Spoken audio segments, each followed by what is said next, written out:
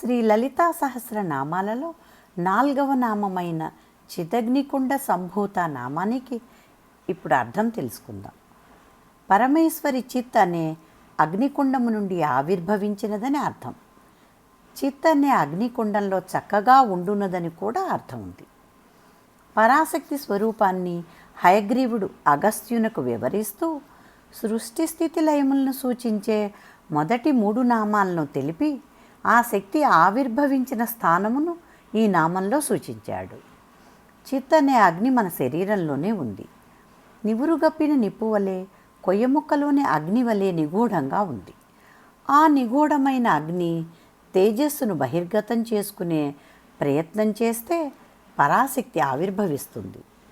కొయ్యముక్కను మరో కొయ్యముక్కతో రాపిడి చేసినప్పుడు మనకు అగ్ని వ్యక్తమవుతుంది.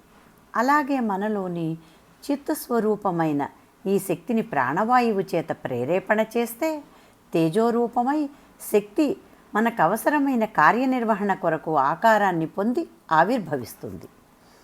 నిరాకారము నిత్యము అయిన పరమేశ్వరి భక్తులను అనుగ్రహించడానికి ఆవిర్భవిస్తూ ఉంటుంది. అప్పుడు సాకారిణి అవుతుంది. సచ్చిదానంద రూపిణి అని పరమేశ్వరికి పేరు. సత్, చిత్, ఆనందము ఈ 3 పరమేశ్వరి స్వరూపాలే. ఎల్లకాలము ఉండేది సత్, ఎల్లప్పుడూ ప్రకాశించేది చిత్, అన్ని వేళలా వికారం లేని సుఖాన్ని ప్రసాదించేది ఆనందం.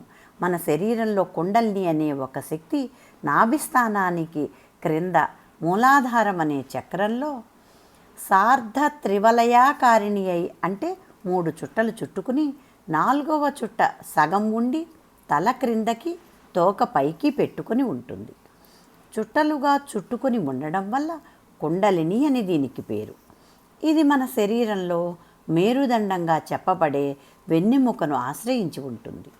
శక్తిని మేల్కొల్పి మూలాధారం నుండి బ్రహ్మరంధ్రం వరకు ప్రయాణింపచేసే సాధనమే చిదగ్నికుండం. ఆ సాధన చేత విసినికరతో విసిరినప్పుడు పైనున్న నివురు తొలగిపోయి లోపలి అగ్ని ప్రకాశించినట్లు శరీరం లోపల నిగూఢంగా ఉన్న చిత్ అనే శక్తి అగ్ని ప్రకాశకమై వ్యక్తమవుతుంది. అందుచేత ఈ పరమేశ్వరిని చిదగ్నికుండ సంభూత అని యోగులు, సాధకులు, జ్ఞానులు వ్యవహరించారు. మూలాధారంలో వహ్నిమండలం ఉంది. అందుచేత వహ్నిమండల వాసిని అనే పేరు వచ్చింది. బ్రహ్మేంద్రాది దేవతలు భండాసుర, ముండాసుర, మహిషాసురాది రాక్షసుల బాధలను భరించలేక ఒక మహాశక్తిని ఆశ్రయించవలసి వచ్చింది. ఆ శక్తి వల్ల కానీ ఈ రాక్షసులు సంహరింపబడరు. అందుకని వారందరూ చిద్యాగం చేశారు. ఆ యజ్ఞకుండంలో నుండి అమ్మ ఆవిర్భవించి వారిని అనుగ్రహించింది. అందుచేత ఈ పరాశక్తి చిదగ్నికుండ సంభూత అయ్యింది. బాహ్య కథలో భండాసుర, మహిషాసురాది రాక్షసులను సంహరించడానికి అమ్మ ఆవిర్భవించినట్లే మనలో కూడా దుష్ట రాక్షసులు, బండు మొదలైన వారు ఉన్నారు.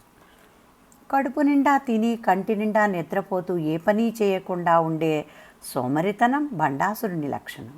అలాగే దున్నపోతు లాంటి స్వభావం మనలో ఒక్కొక్కప్పుడు పెరిగి అధోగతి పాలు చేస్తూ ఉంటుంది. అలాంటి స్వభావమే మహిషాసురుడు. మనలోని అసుర భావాలను నాశనం చేసుకుంటే కానీ ఉన్నత పదవిని అందుకోలేము. ఆ అసుర సంపత్తి అణిగిపోవాలంటే అమ్మ అనుగ్రహం కావాలి. అందుకే మనలోని చిత్ శక్తి ఆవిర్భూతమై బ్రహ్మరంధ్రానికి వ్యాపించి దుష్టభావాలను పోగొట్టి సన్మార్గంలో నడిపిస్తుంది. అందుచేత ఈ అమ్మ చిదగ్నికుండ సంభూత అయ్యింది. ఓం శ్రీమాత